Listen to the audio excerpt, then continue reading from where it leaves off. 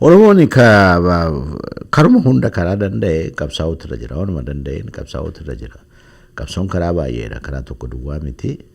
Karaadhuma hunda jiru hamma beekumsa isaatti, hamma dandeettii isaatti, hamma humna isaatti waan gumaachuun irra jiru gumaachuu danda'uutu irra jira jechuudha.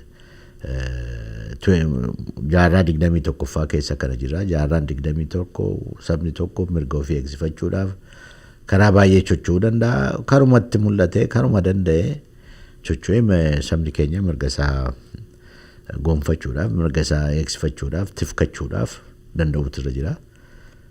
Karaa tokko bichaatu maajik foormulaadha jennee lafa kaa'uun nu rakkisa. Karaa baay'eedha.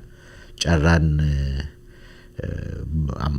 jabana kanaa bal'aadha. Dippiloomaasiidhaa qabee, maalii qabee, nagaan socho'uudhaa qabee carraa baay'eetu jira jechuudha. Carraa kana garuu kutannoodhaan waanuma hojjettu, waanuma dandeessu, waanuma sitti mul'ate kana hojjette sabni keenya oolee bulee mirga isaa eegsifachuu, tifkachuu hin danda'a. Kanuma gubbaatti akka ta'utti bobba'uudha.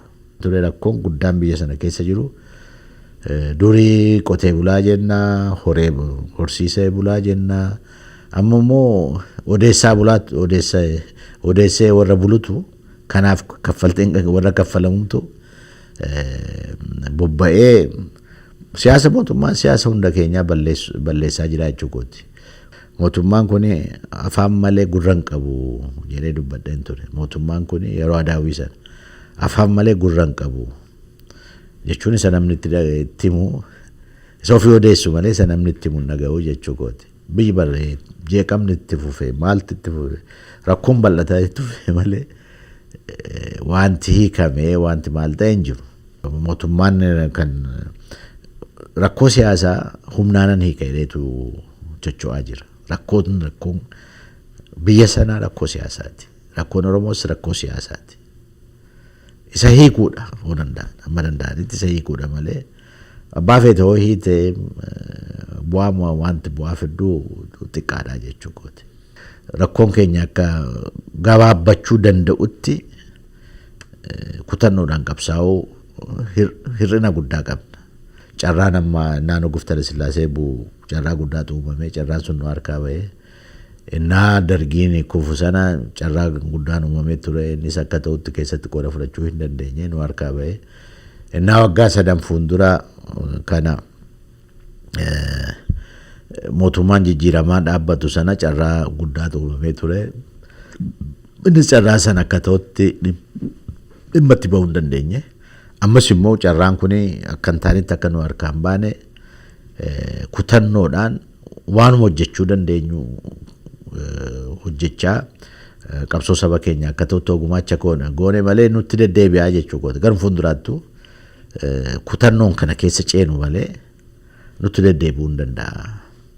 Isa dhaa jechuudha rakkoon kun qabsoo keenya kutannoodhaan amma beekumsa keenya amma muuxannoo keenya hojjechuu dadhabuudhaan iddootis nurraa fagaachuu didee, hidhaanis nurraa fagaachuu didee, rakkoonis nurraa fagaachuu didee, hiikamuu didee. Aboo wajjin amma nuti waggaa 20 ta'a gara ergaa walii mallatteessine wajjin hojjennaa. Isinis amma keessan amma dandeessan hojjedhaa, nutis amma dandeenye hojjennee waggaa 20 geenyeerra.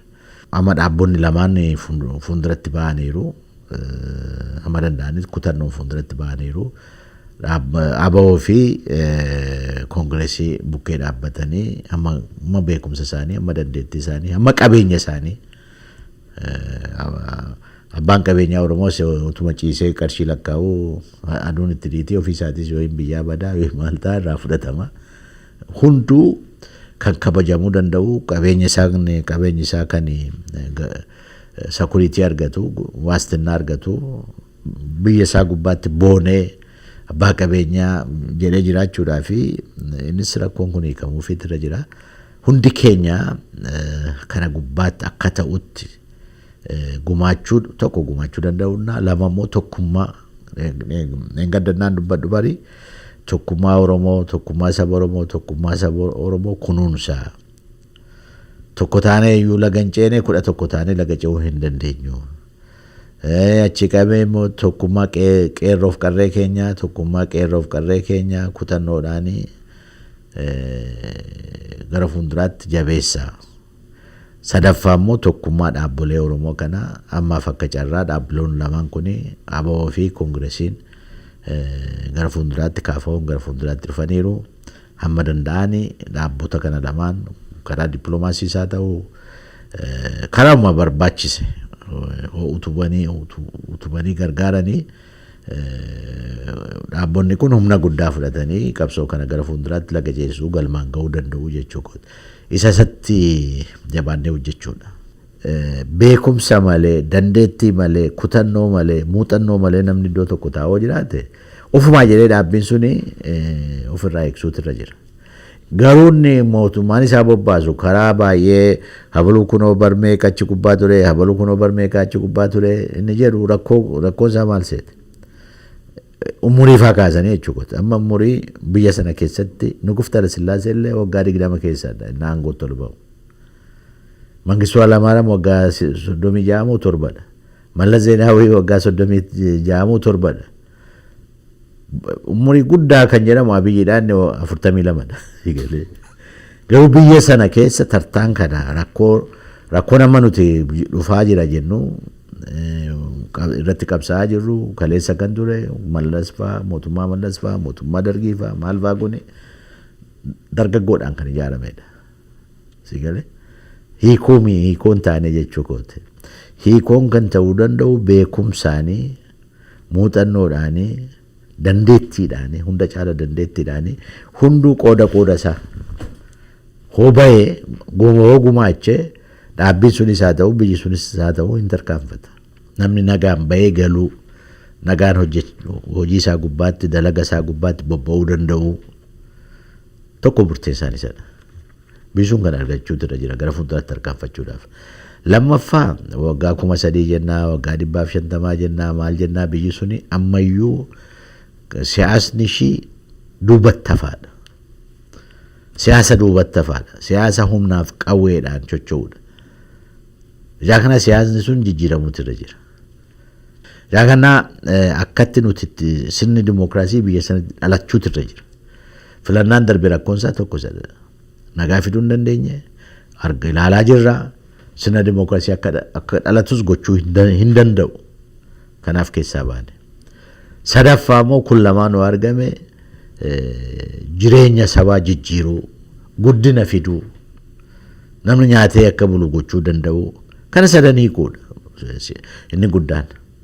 Inni maa bosona galee yaa'u jireenya qabsoonni nagaa dhabeetu abdii dhabeetu waan jiru gubbaatti ijaa kanaa carraa biraa yaaluudhaaf bosona gala. Inni biyyaa baqatu immoo beekamaadha. Jireenya dadhabeetu biyyaa homba qaddee waa tokko hidhaa jalaan ba'a, dararama jalaan ba'a, miidhaa jalaan ba'a jedhee baqata. Inni hidhame immoo mootummaan hoon isa hidhee ofii kooti aangoorran tura maal jedheetu hidha. Rakkichi kan mootummaati jechuu kooti. Inni bitame immoo innis kan mootummaati. Mootummaan qeerroo keenya baay'ee maqaa dhabuun barbaadu malee baay'een warri bitaman jiru. Aangoo guddaa warri ga'anis jiru bitamanii. Inni mineddeemmaa jedhe sana iddoo baay'eetti amma warri aktivistoota ta'anii maal ta'anii inni odeessee bulaan odeessee bulaa kana kan nurratti uume mootummaadha. Eessaa hundumne isuma qeerroo sana keessaa kan ba'edha. Maal alaa Jawaar fa'aa wajjin maal fa'aa warri chocho'aa turanii maal ta'aa turanii Gaaddisa Raabaadorii jechaa turan maal ta'aa turanii eessa jiru amma baay'een isaanii. Yaa kana innis immoo rakkoo mootummaati jechuu kooti.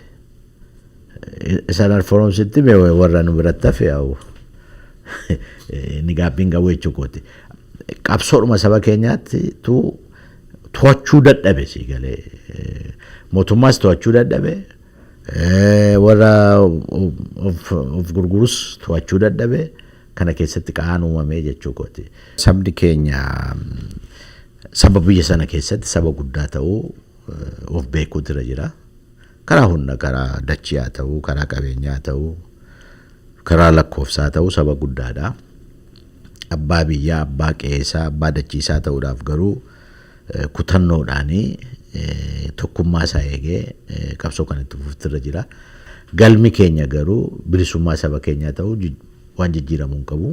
Hamma sana ta'etti har'as borus waan karaa deemtu akkatti deemtu jijjiirachaa deemuu hin dandeessaa. Kana hoogoo bara murteessaa kana hojii murteessaa hojjenne sabni keenya waan lagan ceeneef waan tokko hin jiru. Yaa Waaqaa wallaalaan bishaan keessa dhaabateetu dheebotaa. Kana nu baasi jedhee Waaqa kadhata. Wallaalaan bishaan keessa dhaabbatee dheebotaa. Kana nu baasi jedheetu Waaqa kadhataa jechuudha. Oromoonis kana keessa jira. Wallaalummaa keenyaan warri kaan abshaala nutti ta'u. Luka qabnee wal harkisuudhaaf paartii uumnamoo humna Oromoo jabeessinee qabsoo saba keenyaa galmatti hin gahuudhaaf paartii uumnamoo maayinni. Isa jiru sana gargar baafannee amma dandeenyetti humna ta'uun nu barbaachisa. Isa dhamma Oromoon lakkoofsa malee humna miti akka ta'utti. Humnii fi lakkoofsi isaa garagaradha sii galee. Qaan jiraachi. Humni isaa hamma lakkoofsa isaa miti. Jabeenyi isaa hamma lakkoofsa isaa miti. Jabeenyi isaa hamma dachii isaa miti.